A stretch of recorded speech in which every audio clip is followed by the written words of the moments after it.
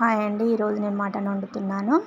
దానికి కావాల్సినవి ఉల్లిపాయలు, పచ్చిమిరపకాయలు, అల్లం వెల్లుల్లి పేస్ట్, కొబ్బరి పౌడర్, మసాలా దినుసులు, మసాలా పౌడర్, కొత్తిమీర, పుదీనా, కరివేపాకు, మటన్. స్టవ్ మీద గిన్నె పెట్టుకుందామండి. మటన్ కావాల్సినంత ఆయిల్ వేసుకుంటున్నా. అది మటన్ 1/2 kg మటన్. మసాలా దినుసులు వేసుకుంటున్నా ముందుగా.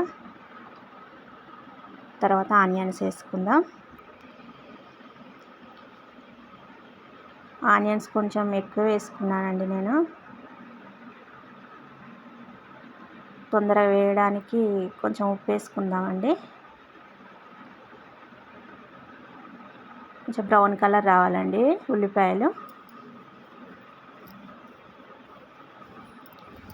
బ్రౌన్ కలర్ వచ్చినాక అల్లం వెల్లుల్లి పేస్ట్ వేసుకుందాం.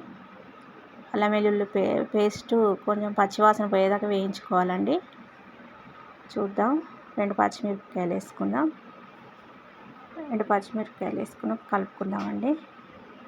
ఇప్పుడు కొత్తిమీర, పుదీనా వేసుకొని కలుపుకుందాం. తర్వాత మటన్ వేసుకుందామండి. మటన్ వేసి బాగా కలుపుకోవాలండి.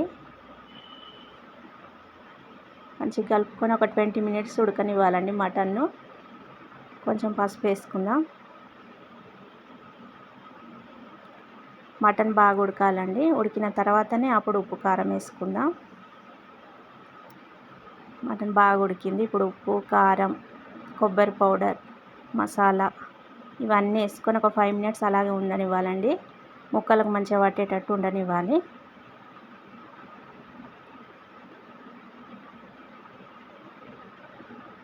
మంచిగా ఉడికిన తర్వాత ఒక మామిడాకు వేసుకోవాలండి. తొందరగా ఉడకడానికి నేను ఒక మామిడాకు వేసుకున్నా.